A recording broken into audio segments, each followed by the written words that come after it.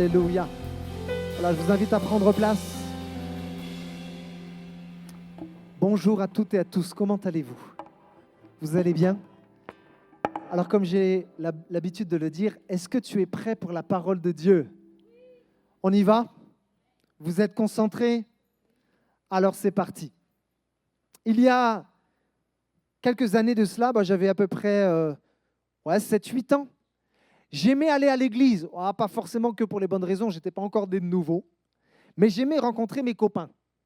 Et après les clubs du dimanche, ce qu'on aimait faire avec mes copains, c'est comme s'inventer une vie. Et on se disait entre nous qu'on était comme des agents secrets. Et on partait dans l'église en mission commando derrière les parents. Et ce qui se passait, c'est qu'il y avait derrière l'estrade un long couloir. J'étais dans l'église de Brest, en Bretagne à l'époque. Mon père était le pasteur de cette église. Et puis, dans ce couloir, il y avait beaucoup de pénombre. C'était très étroit. Et avec mes copains, on se disait que ce couloir, c'était le couloir de la mort. Bon, dans une église, ça fait un peu bizarre de dire ça. Mais la mission, c'était de se dire avec les gars, on va traverser tout seul le couloir. Et celui qui traverse le couloir, il a gagné la mission. Donc, on était des petits gars comme ça, 6, 7, 8 ans. Et je me rappelle très bien, je marche comme ça dans ce couloir étroit où il fait sombre. Et j'arrive au milieu de ce couloir. Et bizarrement, vous savez, quand on est petit, on a plein d'imagination.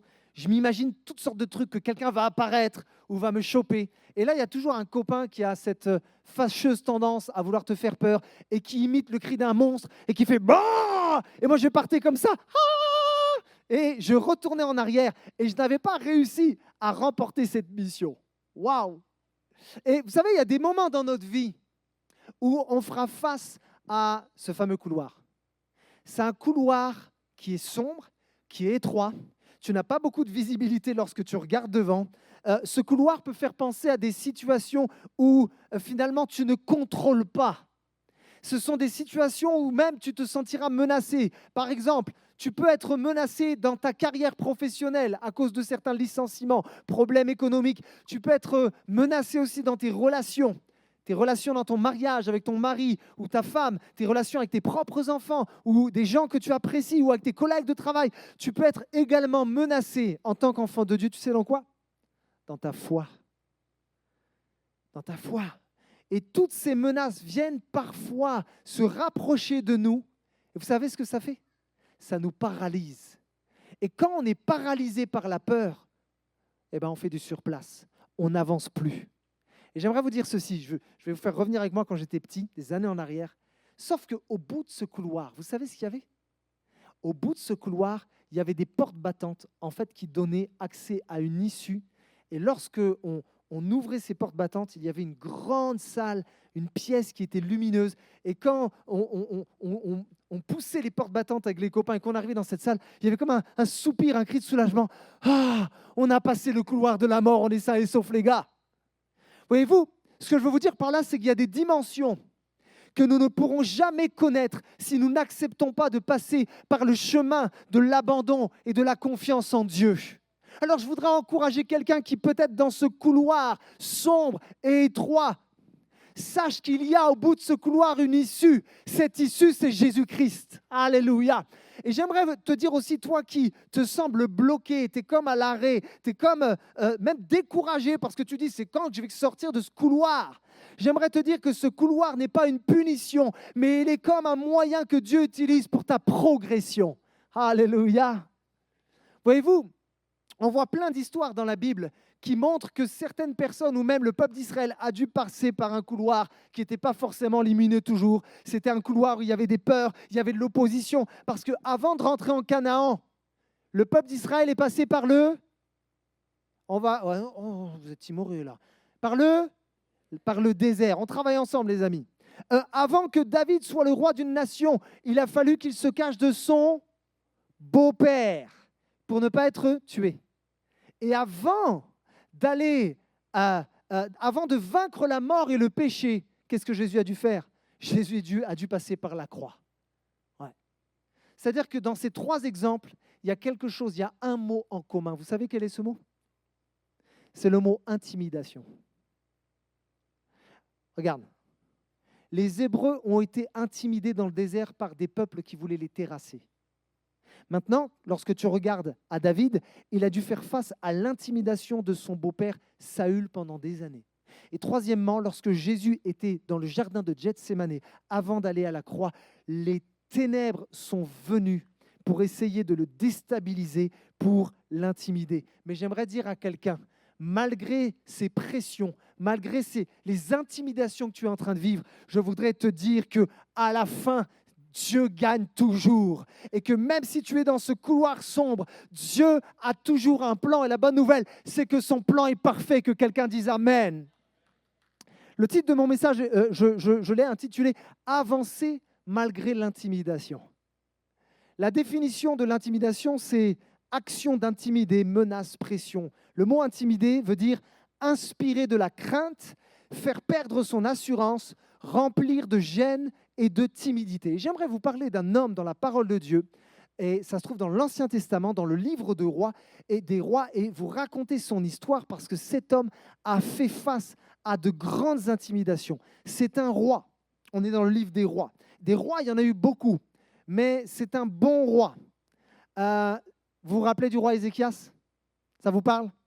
Ézéchias est devenu roi à l'âge de 25 ans, c'était assez jeune, et il est roi du royaume du sud, le royaume de Juda. Parce qu'il faut savoir qu'à cette époque, il y a deux royaumes. Il y avait le royaume du nord et il y avait le royaume du sud. En fait, c'était issu du schisme qu'il y avait eu avec Roboam et Jéroboam.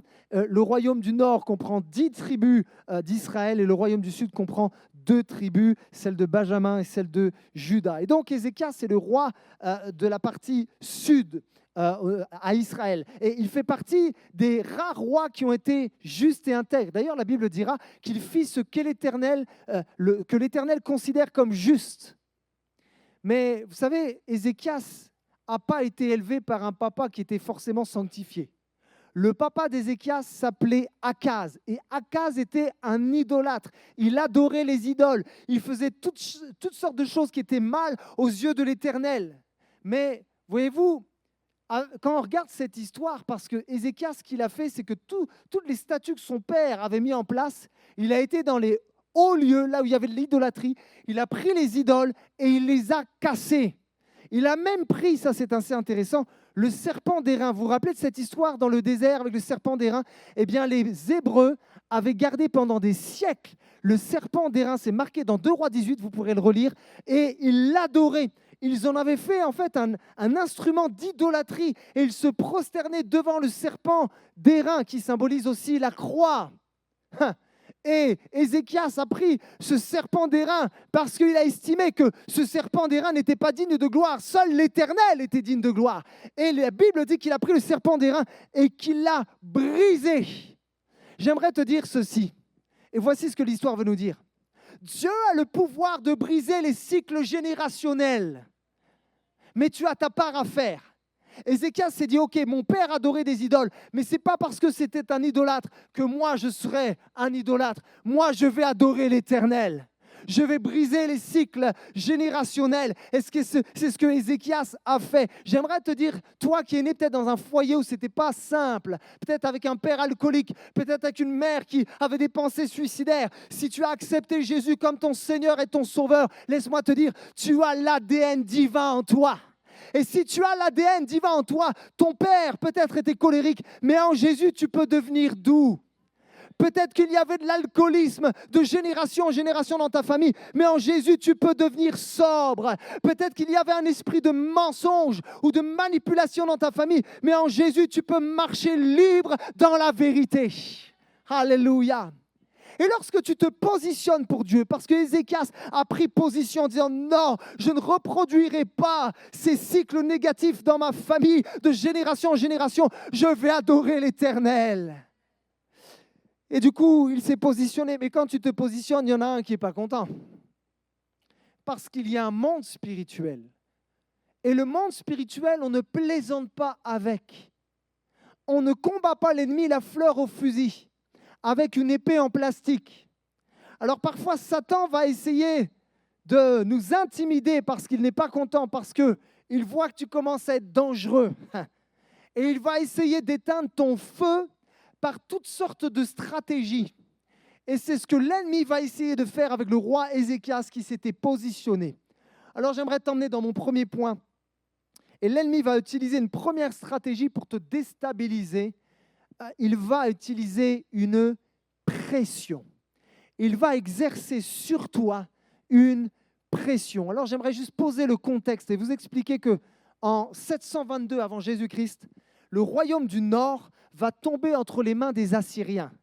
Et le roi d'Assyrie, ce qu'il va faire, c'est qu'il va déporter les Israélites. C'était une pratique qui était assez courante chez les Assyriens. Il déplaçait les populations pour les mettre dans un autre pays. En fait, ce qu'il faisait, c'est qu'il mélangeait les Israélites à d'autres peuples, à d'autres cultures, à d'autres religions, pour ne pas que les Israélites se rebellent et pour qu'ils puissent être tenus sous la coupe du roi d'Assyrie. D'ailleurs, certains Samaritains qui avaient été déportés sont revenus sur la terre d'Israël, mais c'était un peuple du coup métissé. Et c'est pour ça qu'au temps de Jésus, les Juifs pieux qui avaient la bonne théologie jugeaient les Samaritains parce que pour eux, c'était des idolâtres, parce qu'ils avaient été imprégnés de la culture assyrienne, de différentes cultures avec de faux dieux. Et du coup, vous savez, les Assyriens, ils se sont dit, si on a réussi à vaincre le royaume du Nord, l'être humain en veut toujours plus. On va tenter de vaincre aussi le royaume du Sud. Et des années plus tard, ils sont partis en guerre donc avec le roi Sennachérib, et il va s'emparer de plusieurs villes de Juda, mais alors qu'il s'est emparé d'au moins une quarantaine de villes, plus une multitude de villages, il reste une ville. Et en fait, pour Sennachérib et son armée, c'est le Graal. Vous savez quelle est cette ville? Vous avez une idée? Ok, il y a des timides, mais ce n'est pas grave. C'est Jérusalem. Vous avez lu le livre des rois? Je vous sens tellement calme, les amis, c'est déstabilisant, mais je vais continuer quand même. Jésus est de moi. En plus, je prêche sur l'intimidation, donc ça tombe bien. Je me suis perdu, les amis, à cause de ça. Jérusalem, c'était le Graal. Alléluia, je vais prêcher. 2 Rois 18, 13, voici ce qu'il est dit. La 14e année du règne d'Ézéchias, Sennachérib, roi d'Assyrie, vient attaquer toutes les villes fortifiées de Juda et s'en empara. Alors Ézéchias, roi de Juda, fit transmettre au roi d'Assyrie à Lachish le message suivant. « J'ai commis une faute, cesse de m'attaquer, j'accepte de payer le tribut que tu m'imposeras. » Les amis, c'est Ézéchias qui parle. Mais il a retourné sa veste. Parce qu'il est dit au verset 7, un petit peu avant, dans le texte, qu'Ézéchias se révolta contre le roi d'Assyrie et ne lui fut plus soumis. Mais là, le roi d'Assyrie se rapproche de plus en plus de Jérusalem. Et là, Ézéchias, vous savez quoi, je vais le dire en langage un peu des jeunes, il est en train de flipper. Vous savez, je vais vous dire une chose. C'est plus facile de résister à une personne quand tu es loin. J'ai vu ça sur YouTube il n'y a pas longtemps. C'était un TikToker qui a insulté un chanteur. Je crois que c'était un rappeur, un truc comme ça. Ouais, t'es une grosse daube, machin, tout ça. Bon, et il l'a rencontré dans la rue. Bon, le rappeur était un peu plus baraqué que lui. Et du coup, il a dit, qu'est-ce que tu as dit sur moi sur TikTok? Et le gars tremblait comme ça, il dit, non, mais je me suis un petit peu égaré, tout ça. Finalement, c'est pas ce que je voulais dire. Et il a commencé à lui chanter des louanges. Bon, peut-être avec un gun sur la tempe. Ça change un petit peu les circonstances, c'est vrai. Mais, voyez-vous, c'est simple de faire des belles déclarations quand quelque part l'épreuve n'est pas là. Quand la pression n'est pas là. Mais je voudrais te dire ceci, il y a des moments où la menace, que tu le veuilles ou pas, va se rapprocher de toi. Et je voudrais te poser cette question. Seras-tu prêt à assumer les déclarations que tu avais faites lorsque la menace était loin, maintenant qu'elle se rapproche de toi? Exemple, Seigneur, je te donne tout, mon cœur, ma vie, mon corps, mes finances, tout, Seigneur. Sauf que c'est facile de le dire quand tu es dans une église avec plein de chrétiens, une super méga louange et une prédication qui va te regonfler à bloc. Sauf que tu arrives le lundi matin au travail et là, ton patron qui est légèrement corrompu va te dire ceci, écoute, il va falloir qu'on cache des contrefaçons juste une fois, mais sinon ça va être compliqué. Et puis, je vais te demander aussi de mentir et puis de trafiquer un petit peu les chiffres. Ce n'est pas méchant, mais c'est pour le bien de l'entreprise. On va s'entraider. Et tu sais que si tu n'obéis pas, si tu ne te soumets pas quelque part à la pression que ton patron a exercée sur toi, il t'aura dans le collimateur et peut-être que même, il te virera. Sauf que tu as besoin de ce boulot. Parce que grâce à ce boulot, tu manges. Et tu te dis, là, tu es face à un dilemme, qu'est-ce que je fais? Je reste, j'obéis, je me soumets, ou alors je quitte et je pars la tête haute. C'est pas simple, hein? Waouh. En fait, le diable exigera toujours plus de toi. Tu sais, un petit mensonge peut devenir une vie de mensonge. Et ce qu'Ézéchias a fait, c'est qu'il a commencé à dealer avec l'ennemi. Il a commencé à négocier avec l'ennemi. Et je voudrais te dire ceci, hein, ne négocie jamais avec l'ennemi. Tu sais pourquoi? Ton ennemi te demandera toujours plus. Et à chaque fois que tu essaieras de négocier, de dealer avec l'ennemi de ton âme, tu seras toujours perdant. Toujours perdant. Regardez ce que dit le livre des rois, de Rois 18-13. Le roi d'Assyrie exigea d'Ézéchias 10 tonnes d'argent et 1 tonne d'or. Ézéchias lui fit donc porter tout l'argent qui se trouvait dans le temple de l'Éternel et dans le trésor du palais royal.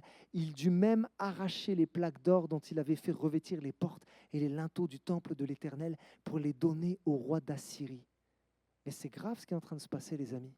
C'est-à-dire que cet homme qui a brisé les idoles, qui adorait l'Éternel, qui a résisté pendant un temps aux Assyriens, est en train de donner à son ennemi ce qui était sacré, ce qui appartenait à l'Éternel, ce qu'il y avait dans le temple. Il donne à son ennemi ce qui est censé revenir à Dieu. Je voudrais parler à quelqu'un qui subit une pression sociale. Peut-être que, et je vais parler cru, mais c'est la vérité, tes amis couchent à droite et à gauche. C'est open bar. Et toi, tu es là, Seigneur, je veux me garder pour toi. J'attends le mariage. Ou peut-être même que tu es marié. Hein, et les collègues, ils parlent de toujours des trucs en dessous de la ceinture, machin, tout ça. Et c'est comme si parfois, tu es comme un peu tenté quand même d'aller voir ce qui se passe ailleurs. Il suffit que ça ne se passe pas très bien dans ton couple. Ou il suffit que tu te sentes seul. Et là, il y a des pressions qui commencent à s'exercer sur toi. Mais si tu es un enfant de Dieu, j'aimerais te dire, ton corps n'appartient pas à l'ennemi. Ton corps est le temple du Saint-Esprit. Ne laisse pas à l'ennemi ce qui est sacré. Ne donne pas un fil à l'ennemi, parce que l'ennemi t'en donnera toujours plus. Garde ton cœur plus que toute autre chose. Alléluia, car de lui coulent les sources de la vie. Je ne laisserai pas l'ennemi avoir accès à mon corps. Je ne laisserai pas l'ennemi avoir accès à mes pensées. Je ne dealerai pas avec l'ennemi. J'aimerais vous dire ceci, attention aussi de retirer, là je parle à l'Église, de retirer ou de retrancher des éléments de la parole de Dieu pour ne pas choquer l'opinion publique, pour ne pas être jugé par notre société, pour ne pas être embêté. Je vais juste dire des choses qui sont douces, qui sont flatteuses pour éviter les problèmes. Je vais vous parler vrai. Je ne veux pas faire partie de ce genre de pasteur qui, pour faire croître, augmenter l'auditoire, je vais juste dire des choses qui sont flatteuses, que les gens vont apprécier pour qu'on ait plus de chiffres. Non, nous voulons nous engager à prêcher la parole de Dieu du début jusqu'à la fin, la tête haute, remplie du Saint-Esprit, parce que lorsque nous le faisons, Dieu justifie et Dieu approuve. Alléluia. Alléluia. Nous sommes dans des temps, et je crois que nous sommes dans les temps de la fin, où nous allons aimer de plus en plus entendre des choses flatteuses. Nous sommes dans les temps de la fin et Satan, l'ennemi, le diable, est comme un lion rugissant et il veut déstabiliser les enfants de Dieu, l'Église de Christ, pour qu'elle puisse quelque part se détourner de sa mission.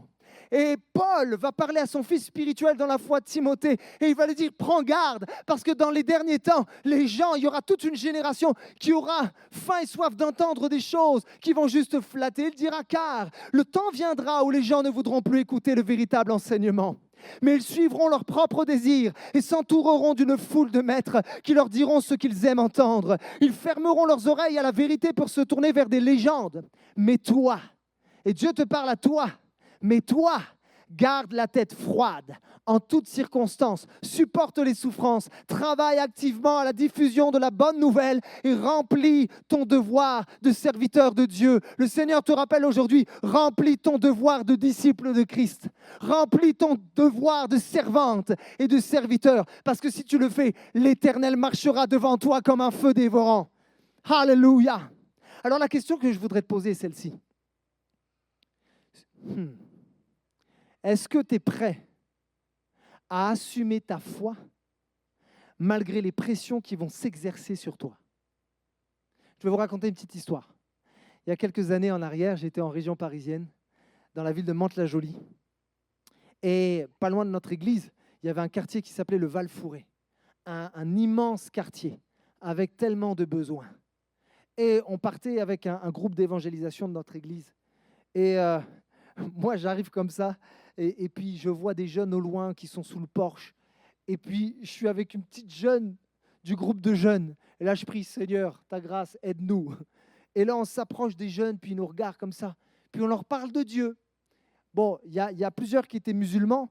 Et ce que j'aime avec mes amis musulmans, c'est qu'on parle facilement de Dieu avec nos amis musulmans, parce qu'ils sont croyants. Puis j'ai connu des musulmans qui aiment Dieu sincèrement. Bon, et puis à un moment donné, je parle de Dieu, je parle de l'amour de Dieu. Et il y a un gars dans le groupe qui s'approche de moi, il me regarde dans les yeux comme ça, il me dit, « Hé, toi là, mais de quel Dieu tu me parles ?» Et là, je commence à bugger. Et là, je vous le dis à ma grande honte, hein, j'ai voulu m'en sortir et dealer. Parce que je me suis dit, ça se trouve, ils vont me dépouiller, je vais repartir en caleçon, laisse tomber. Donc, je lui ai donné cette réponse, je te parle du Dieu d'Abraham, d'Isaac et de Jacob. Au moins, bon, c'était pas trop choquant. Sauf que je n'ai pas proclamé le nom de Jésus. Je voudrais dire, et je m'en suis repenti. Vous savez pourquoi ?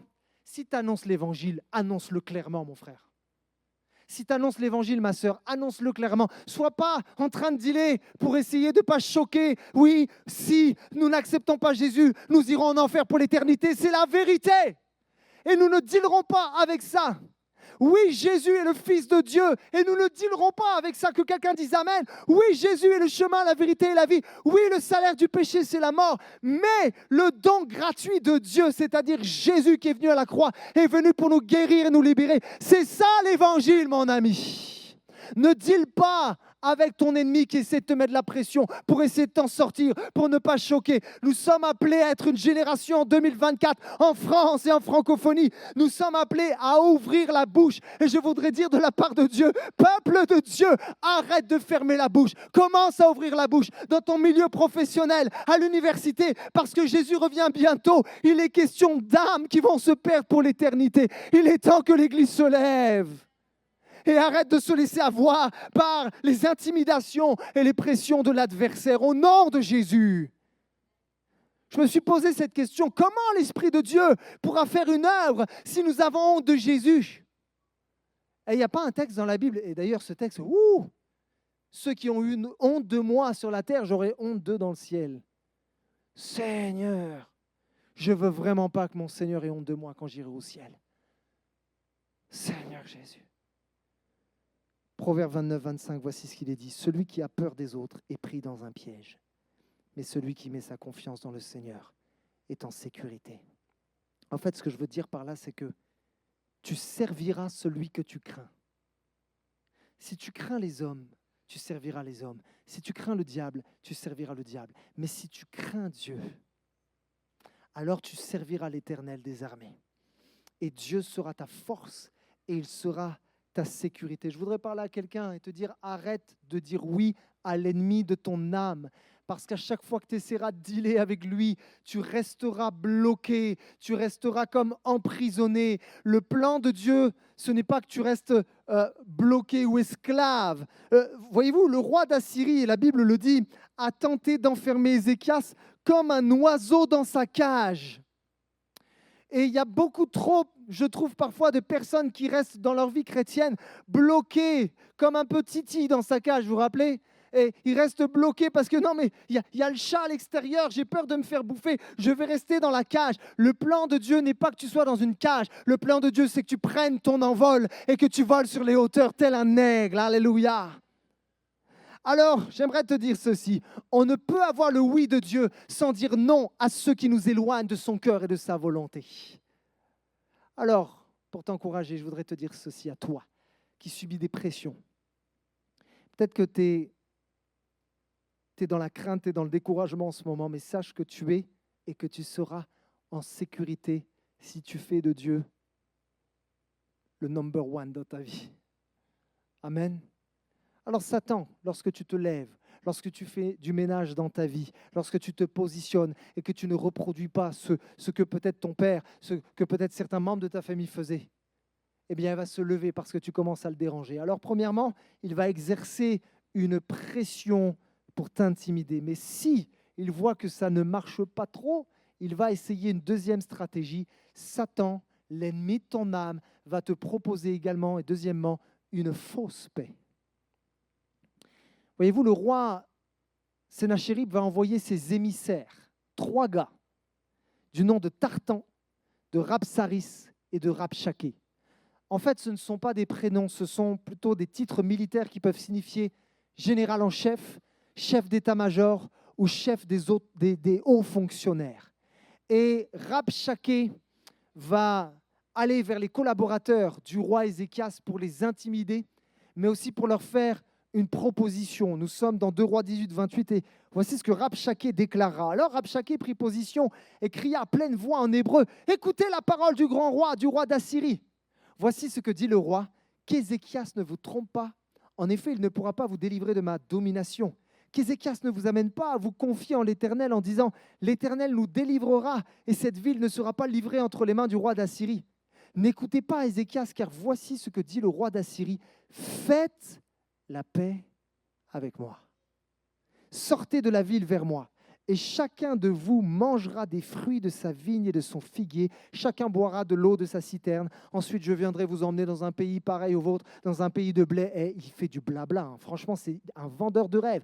Un pays de pain et de vigne, un pays d'olivier à huile et de miel. Et vous vivrez, vous ne mourrez pas. Espèce de menteur. N'écoutez pas Ézéchias, car il pourrait vous pousser dans une mauvaise direction en affirmant « L'Éternel nous délivrera ». Croyez-vous vraiment qu'il fallait gober ces paroles? Croyez-vous vraiment que les Assyriens auraient laissé les Israélites sortir sans les exterminer? Le peuple assyrien était un des peuples les plus violents à l'époque. Et lorsqu'ils capturaient des gens, ça arrivait qu'ils mettent des crochets dans le nez des gens. Et une fois qu'ils mettaient des crochets dans le nez des gens, ils prenaient une corde et ils attachaient la corde au crochet dans le nez et ils reliaient cette corde à un autre crochet qui était attaché dans le nez d'une autre personne. Et il y avait une grande file indienne de personnes qui étaient esclaves des Assyriens et on les tirait comme ça avec la corde. C'est ce qui s'appelle en fait être mené par le bout du nez. Mais il y a trop de personnes, je trouve, parfois, qui cèdent à cette fausse paix. C'est une fausse paix parce que Satan est un vendeur de rêves. Il va te faire croire en te proposant toutes sortes de choses que ça ira mieux. Mais en fait, ça n'ira que de mal en pis. Tellement, et ces malheureux d'enfants de Dieu parfois ont encore un crochet au bout du nez, le crochet de la peur. Et l'ennemi te mène à droite et à gauche comme il veut parce que en fait, tu te soumets à ces intimidations. Tellement de personnes sont menées par le bout du nez avec un crochet spirituellement parlant parce que c'est le crochet de la séduction. Ils préfèrent dire oui à la séduction plutôt qu'aux promesses qui sont dans la parole de Dieu. J'aimerais te dire, il est temps d'enlever le crochet. Il est temps d'arrêter de te faire mener par le bout du nez, par l'adversaire de ton âme, parce que finalement, les promesses de Dieu sont tellement mieux, mon ami. Et elles sont oui et amen. En fait, accepter la fausse paix t'amènera indéniablement, tôt ou tard, à faire des compromis dans ta vie. Un jour, je me suis retrouvé chez le banquier. Et c'était le responsable de la banque avec sa collaboratrice. Ce n'était pas la folle ambiance. Hein. Et le banquier, il regarde un petit peu les comptes, tout ça. Puis il voit un versement à chaque mois. Il dit, mais monsieur Baudolec, c'est quoi ce versement-là que vous donnez à tous les mois à cette association-là? Et je lui dis, c'est mon église. Il dit, mais c'est beaucoup. Je dis, c'est pour mon église, voilà. Et là, la collaboratrice, elle commence à me regarder et elle me dit comme ça, hein, sincèrement, elle avait limite pitié de moi. Mais monsieur Baudolec, en gros, hein, on est entre nous là, mais est-ce qu'on vous oblige? Il y a quelqu'un qui vous met une pression, monsieur Baudolec? Non, enfin, je suis le pasteur de l'église, donc... Et là, il commence à me faire comme une sorte de deal avec moi en disant, mais monsieur Baudolec, vous ne pouvez pas vous imaginer tout ce que vous serez en mesure de mettre de côté si vous arrêtiez de donner à votre église. Je vous assure, hein, Dieu en est témoin, le banquier m'a mis une pression et il m'a dit, Monsieur Baudrec, je vous demande d'arrêter de donner à votre église. Comme ça. Parce qu'il m'a proposé une fausse paix. Il m'a proposé une sécurité. Mais vous serez tellement plus en sécurité. Vous pourrez tellement épargner davantage. Mais Monsieur Baudrec, ce n'est pas vous qui m'avez dit que vous voulez investir dans une maison. Ben, commencez par arrêter à donner à votre église. Comme ça, il m'a dit. Le banquier. Mes amis, oh là là, je rentre dans ma voiture. Et là, il y a un combat qui prend place dans mon cœur. Et j'ai comme des voix à l'intérieur de ma tête qui me disaient, hey, véridique, hein, c'est comme si le diable me disait, pauvre fou, pauvre fou, tu donnes à un Dieu qui est invisible et ça se trouve. Et là, des paroles de mort, tu vas mettre en danger ta famille, tu ne pourras jamais investir, donner à Dieu, mais pourquoi? Le banquier a raison. Et c'est comme si le diable me disait, accepte le deal, accepte la fausse paix, accepte cela, tu vas voir, tu seras davantage en sécurité. Je suis rentré à la maison, j'en ai parlé à ma femme, je dis, chérie, écoute, j'ai eu un coup de pression du banquier, il me demande d'arrêter de donner ma dîme. Et là, je bénis le Seigneur parce qu'il m'a donné une femme de foi. Et elle m'a regardé dans les yeux. Et on s'est dit tous les deux, nous ne cesserons pas de donner à l'Éternel. C'est facile de donner ou de faire des déclarations quand tout va bien. Mais quand la pression s'exerce, j'aimerais te dire, en fait, la pression n'est pas mauvaise en soi. Vous savez pourquoi? Parce que Dieu parfois se sert de la pression pour muscler ta foi. Et là, ma foi a été musclée malgré les intimidations, malgré la fausse paix, la fausse sécurité qu'on a pu me proposer. J'aimerais vous dire que l'Éternel est vivant. Au moment où j'avais le plus besoin d'épargner, le Saint-Esprit nous a convaincus que c'est là qu'il fallait qu'on donne encore plus au Seigneur. Et on s'est dit avec ma femme, on va obéir à Dieu parce que Dieu est vivant. S'il n'était pas vivant, je ne l'obéirais pas. Mais comme il est vivant et que c'est mon Dieu et mon roi, je sais que sur sa parole, je me tiendrai. Comme Pierre a dit, Seigneur, je n'ai pas eu de poisson toute la nuit, mais si tu le dis sur ta parole, je jetterai les filets. J'ai une parole pour quelqu'un. Tu as péché pendant des semaines et des mois et tu n'as rien récolté et tu es découragé. Tu as 2 doigts. Oh, c'est une parole de Dieu, je n'avais pas prévu de dire ça. Tu as 2 doigts de prendre une décision pour avoir comme une fausse sécurité, un semblant de sécurité. Mais ce matin, le Seigneur te dit, rejette les filets et tu dis-lui sur ta parole, je jetterai les filets. Alléluia, il y a un filet rempli de poissons pour quelqu'un ce matin. Alléluia, je crois que c'est prophétique ce matin. Alléluia. Un filet rempli de poissons. Sur ta parole, je jetterai les filets. Je me retrouve après avec des amis à la maison, et puis ces amis prient, on passe un temps de prière. J'avais raconté ça il y a 1 an, mais je voudrais vraiment encourager quelqu'un. Et on prie, et puis j'ai une amie qui se met à rire pendant qu'elle prie. Je fais, qu'est-ce qui se passe? Elle dit, je vois une image, Dieu me montre une image. Je fais, wow, elle est sacrément connectée, elle. Elle dit, je vois, parce qu'on n'avait pas eu encore notre 3e Éden, notre fiston. Et vous savez, un 3e enfant, c'est des finances, c'est des couches, vous connaissez les mamans et les papas, hein, vous savez ce que c'est. Voilà, c'est pas gratos un enfant. Hein. Et nous, on a décidé d'en avoir 3. Voilà, bon. Parce qu'on a confiance en Dieu. Et là, elle dit, je vois que Dieu va pourvoir à vos besoins. Je vois que vous ne manquerez de rien. Le Seigneur est en train de me montrer des colis de vêtements qui passent le parvis de votre porte. Dieu va donner des vêtements pour votre fils. Vous n'avez rien à craindre. Et là, elle continue à prier comme ça. Et puis elle dit, je vois une autre image. Je dis, punaise. Je vois des couches pour bébé, des paquets de couches tout neufs. On va vous donner des couches. Puis après, elle part de la maison. D'habitude, je me dis, Dieu est lent. Tu vois. Mais là, pour le coup, il était rapide. Hein. Parce que 20 minutes après, ma femme prend son portable et c'était une amie à elle qui a filmé, et elle a fait une vidéo, elle a filmé tous les vêtements de son nourrisson qui était sur son lit. Elle dit, tu vois, s'il y a tous les vêtements, tout ça, les hauts, les bas, les bodys, tout ça, je te le réserve, je te le mets dans un carton et je te l'apporte chez toi. Elle dit, j'ai oublié, il y a autre chose. Il y a des paquets de couches pour bébé, pour nourrisson. Je te les apporterai ici. J'aimerais vous dire que lorsque vous vous positionnez, malgré les pressions, malgré les intimidations, l'Éternel se lèvera pour toi. Les filets se rempliront au nom de Jésus. Alléluia. Alléluia. Et Paul va parler de la fin des temps. Il va parler des faux prophètes qui annonceront la paix. Beaucoup de gens seront séduits. Et la fausse paix va engendrer l'assoupissement chez beaucoup d'enfants de Dieu, malheureusement. Et elle viendra étouffer la foi de beaucoup de personnes. Et Paul dira à son fils spirituel dans Timothée, dans 1 Thessaloniciens, non, il le dira à Timothée, il parlera à Timothée, mais il dira aussi dans Thessaloniciens, quand les gens diront, là on parlait tout à l'heure des choses flatteuses, mais maintenant on parle des temps de la fin. 1 Thessaloniciens 5.3, quand les gens diront, tout est en paix, en sécurité, c'est alors que tout à coup la ruine s'abattra sur eux, comme les douleurs de l'accouchement sur une femme enceinte, personne ne pourra y échapper. Waouh! La leçon dans tout ça, c'est que la source de ta paix ne doit pas venir de tes finances. La source de ta paix ne doit pas venir de la sécurité de l'emploi. Et la source de ta paix ne doit même pas venir d'une bonne santé. Je voudrais, sur la base de la parole de Dieu, vous dire ceci. Il n'y a aucune véritable paix en dehors du Seigneur Jésus. La Bible dit de lui qu'il est le prince de la paix. Et avant de quitter la terre pour rejoindre le Père, Jésus a voulu rassurer ses disciples.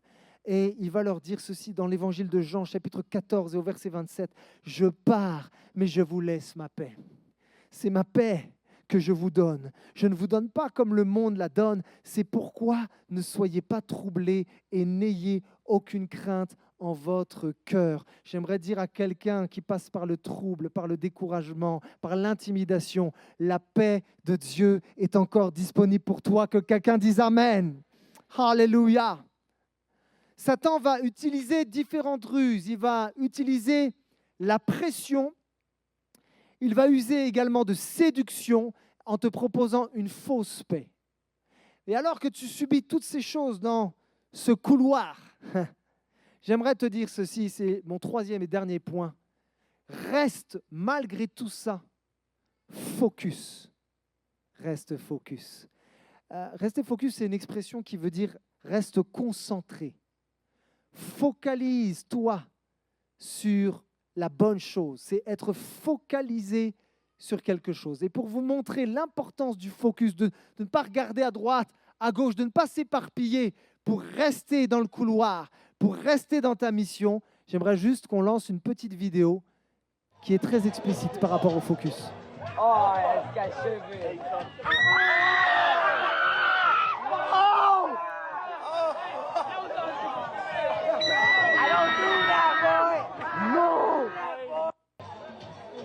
On peut éteindre la vidéo.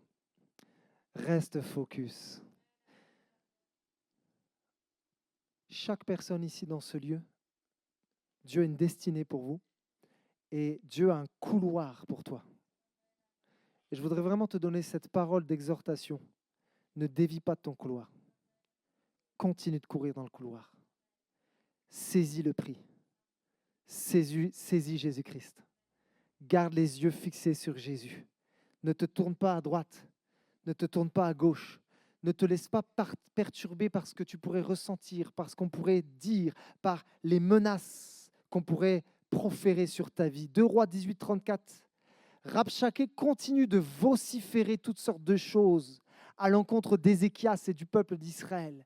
Et il va encore exercer une pression en disant « Où sont les dieux de Hamath et d'Arpad ?» Là, il parle des dieux des autres peuples qu'ils ont réussi à conquérir. « Où sont les dieux de Sepharvaïm, d'Ena et d'Iva? Ont-ils délivré Samarie de ma domination ? Parmi tous les dieux de ces pays, quels sont ceux qui ont délivré leur pays de ma domination pour que l'Éternel puisse en délivrer Jérusalem ?» Le peuple garda le silence. Il ne lui répondit pas un mot, car le roi avait donné cet ordre. Vous ne lui répondrez pas. Quelle stratégie extraordinaire. Et vous savez quoi, les amis? Je pense que nous, même les chrétiens, franchement, on est fort pour beaucoup parler parfois. On est fort pour parler à plein de monde, sauf à Dieu.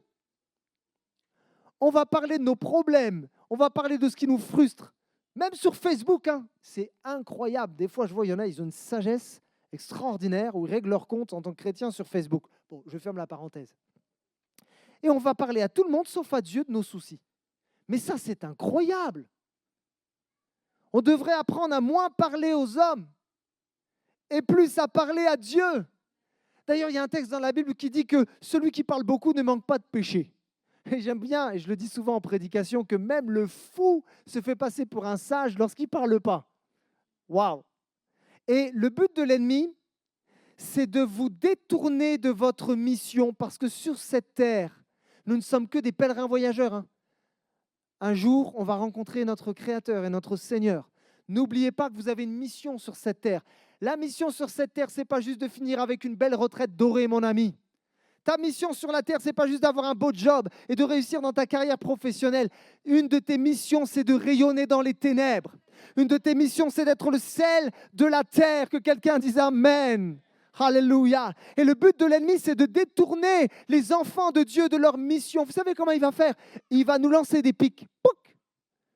Un pic, deux pics. Même l'apôtre Paul parlera des traits enflammés de l'ennemi. C'est pour ça qu'il y a des armes spirituelles pour nous défendre. C'est pour ça qu'il y a le bouclier de la foi, qu'il y a l'épée de l'esprit et tout ce qui va avec. Et parfois, on se fait avoir quand on se fait piquer.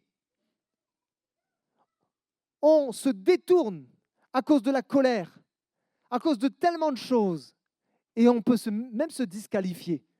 Vous savez, je suis un grand amateur de football. Bon, je devais avoir une grande carrière internationale. Je me suis fait les croisés. J'ai fini pasteur. Bon. C'est une excuse, bien sûr, mais j'aime bien le foot. Et vous vous rappelez de 2006 ? France-Italie, la finale. Zizou. Vraiment, Zizou. Qu'est-ce que tu as fait, Zizou ? Un des meilleurs joueurs au monde. Zizou. Tu as bercé mon enfance, Zizou. Avec tes roulettes, tes passements de jambes. Il m'a fait rêver.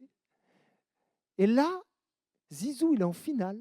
Et tu as un Italien, et pardonnez-moi les Italiens, bon, on est dans une église, on se pardonne là, mais tu as un Italien, Materazzi, c'est ça? Materazzi. Qu'est-ce qu'il a fait? Il a fait son rapchaké, en fait. Il a lancé un pic à Zizou, et il s'est dit, si j'arrive à le piquer, peut-être qu'on gagnera la coupe. Parce que si lui, j'arrive à le dégager, ça va nous faciliter la tâche. Donc, il s'est mis à l'insulter.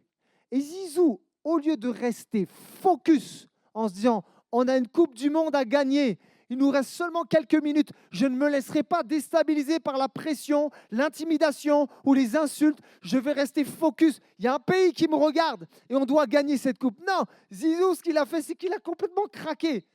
Il a été piqué et comme on fait souvent nous, « Ah, tu m'as piqué, mais moi je vais te piquer comme il faut aussi. » Et là, vous pourrez voir cette magnifique statue, voilà.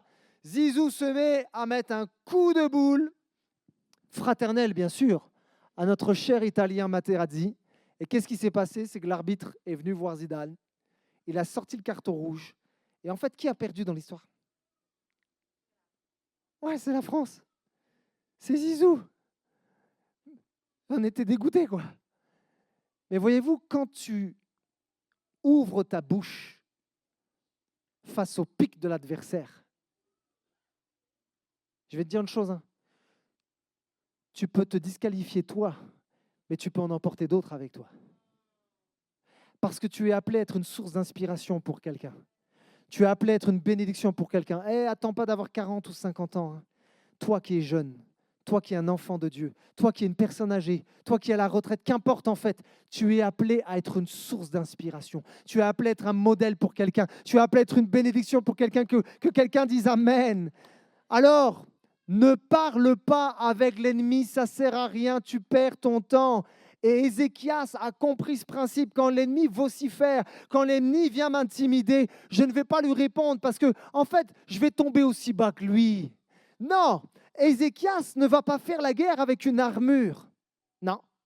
Son quartier général ne sera pas un rempart. Vous savez quel va être le quartier général d'Ézéchias?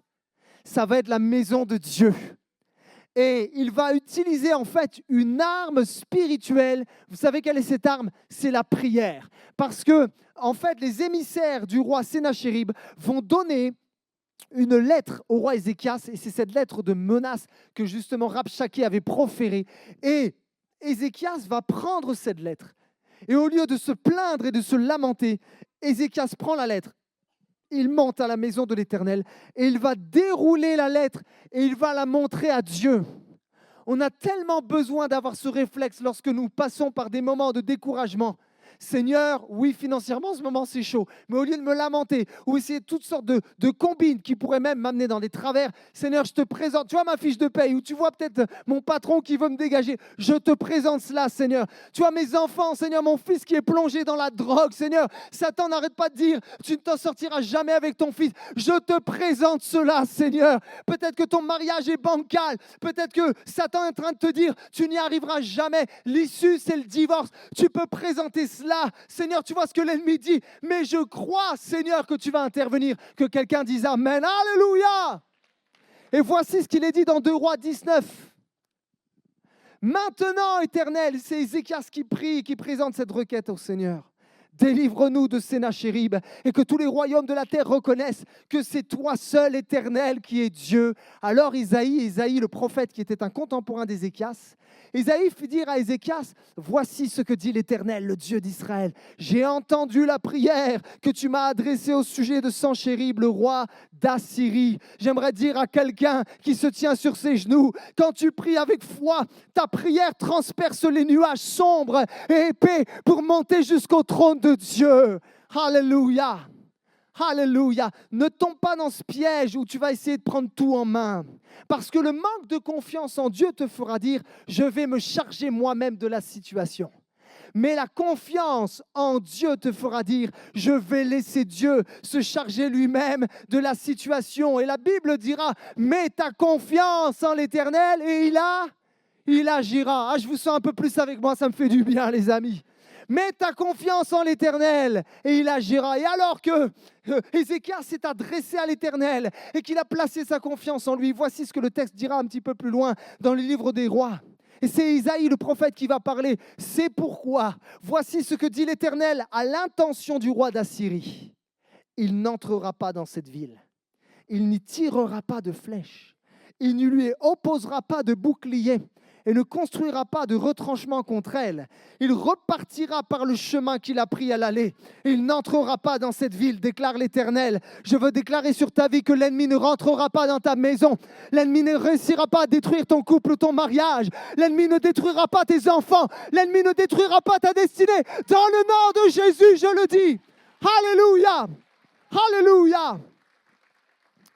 Le prophète Ésaïe continuera en disant, je protégerai cette ville pour la sauver à cause de moi-même et à cause de mon serviteur David. Et cette nuit-là, l'ange de l'Éternel sortit et frappa, écoutez ceci, 185 000 hommes dans le camp des Assyriens. Quand on se leva le matin, ce n'était plus que des cadavres. Je voudrais parler à quelqu'un qui est découragé, qui a reçu tes intimidations. Toutes ces traits enflammés ne seront amenés qu'à être brisés si tu pries l'Éternel des armées.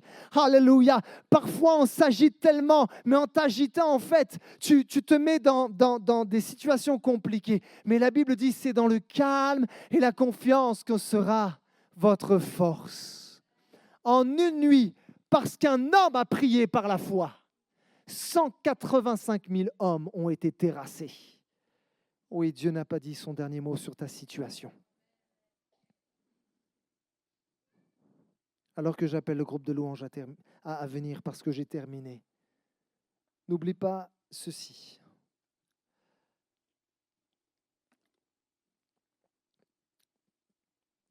Vous savez, chaque prédication, j'essaie d'amener Jésus au centre. Et je veux terminer avec Jésus.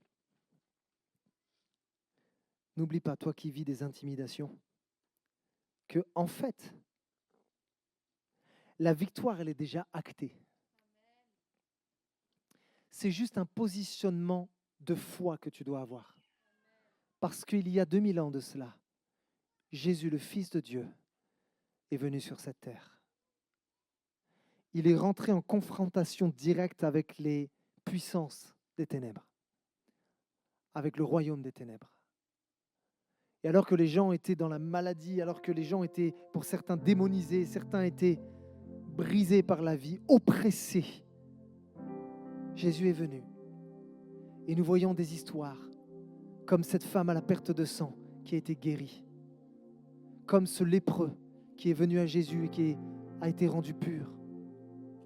Et nous voyons une œuvre de Dieu extraordinaire se produire où des gens se repentent et viennent au Seigneur Jésus. Nous le voyons dans les évangiles, nous le voyons dans le livre des Actes des Apôtres, où des gens vont même jeter tout ce qui faisait leur sécurité, leurs livres d'incantation, de magie, ils vont les jeter dans le feu pour se tourner vers celui qui est le chemin, la vérité et la vie. Il faut peut-être, et je veux parler à quelqu'un, que tu jettes une fausse sécurité dans le feu. Tu n'as pas besoin, je veux dire une chose, tu n'as pas besoin de finances pour être en sécurité, tu as besoin de Jésus pour être en sécurité. Tu n'as pas besoin d'être aimé des gens pour être en sécurité, tu as juste besoin de l'amour de Jésus pour être en sécurité. Tu n'as pas besoin de mélanger le christianisme à d'autres religions. On appelle ça du syncrétisme. Et je dois le dire, c'est un péché devant Dieu. Tu dois te repentir et tu dois mettre Jésus au centre. Il est temps de jeter au feu toutes tes fausses sécurités. Et lorsque Jésus est venu sur la croix, il a terrassé l'ennemi. Tous les rabshakés qui viennent nous intimider, il les a terrassés à la croix. Et la Bible dit qu'il a dépouillé les dominations dans les lieux célestes, qu'il les a livrées en spectacle. À la croix, Jésus a vaincu la mort. Jésus a vaincu la mort. Alors, je terminerai vraiment en te disant ceci. Il y a des victoires. C'est peut-être la chose la plus importante que je vais te dire, toi là qui es assis dans ce lieu. Et j'aimerais tellement que l'Église du Seigneur puisse davantage comprendre ce principe et le mettre en application. Pas juste le dimanche matin, je vous en prie, l'Église, c'est pas chauffer des chaises. Je vous en prie. Jésus revient. Il est temps de se mettre sur nos genoux, il est temps de chercher l'Éternel. La Bible dit, cherchez l'Éternel pendant qu'il en est encore temps. Arrêtez, s'il vous plaît, de courir à droite et à gauche pour obtenir des choses qui vont juste se dissoudre, puisque Dieu fera toutes choses nouvelles. La seule chose qui restera, c'est ton âme devant Dieu. Il est temps de revenir et de courir dans le bon couloir. Il est temps d'arrêter de se lamenter. Il est temps d'arrêter de se laisser mener par le bout du nez par l'ennemi de ton âme. Alors, je voudrais te dire qu'il y a des victoires que tu n'obtiendras que, tu sais comment ? Comme ça.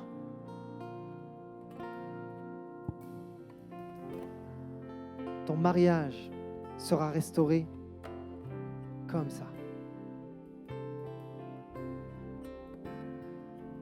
Tes pensées suicidaires, tout esprit de dévalorisation, tu pourras les vaincre comme ça. Ta joie que tu as perdue, tu vas la retrouver à genoux. Je parlais avec un frère un jour de l'église. Il m'a dit, Greg, j'ai trouvé un secret. Et je lui ai dit, c'est quoi ton secret? Et il m'a répondu, le secret, c'est le lieu secret. Et en fait, il avait raison. Le secret pour avancer, malgré les intimidations, c'est de rester dans le lieu secret. As-tu un lieu secret? As-tu un lieu secret où tu peux plier les genoux devant ton Dieu et lui remettre tes peurs, lui remettre ta colère, lui remettre les intimidations? Je vous promets, les amis, ça fait plus de 20 ans que je suis chrétien. J'ai failli parfois lâcher la main de Dieu. Et je vous le dis là, j'ai eu vraiment des combats dans mon être intérieur. Mais je vous le dis, ce n'est pas un mensonge. À chaque fois que j'ai choisi un lieu secret, ça pouvait être la forêt, ça pouvait être ma chambre, et que je me tenais sur mes genoux et je n'en pouvais plus, l'Esprit de Dieu venait et me prenait et me relevait. Et il était en train de faire une œuvre de reconstruction en moi, de guérison en moi. C'est ce que le Saint-Esprit veut faire. Dans le nom de Jésus, et tout le monde dit. Fermons les yeux dans la présence de Dieu maintenant, j'ai terminé. Alléluia. Alléluia. Alléluia. Je crois qu'il y a des enjeux spirituels. Je crois qu'il y a des victoires à remporter aujourd'hui. Est-ce que tu pourrais juste maintenant, là où tu es, lever ta main et commencer à remettre tes peurs au Seigneur? Nomme tes peurs. Ces peurs, c'est les finances. Dis, Seigneur, Je te remets mes finances. Ces peurs, c'est peut-être même des oppressions sataniques, ténébreuses. Il y a peut-être des gens dans ce lieu, vous faites des cauchemars. Satan vient vous tourmenter, même pendant les heures de la nuit. Je veux déclarer au nom de Jésus qu'il n'a pas d'autorité sur toi. Tout cauchemar, tout rêve d'intimidation, je viens les briser dans le nom de Jésus. Alléluia. Seigneur, tout esprit d'oppression qui est venu pour déchirer, dévorer, diviser, semer la zizanie dans les foyers. Alléluia. Je m'en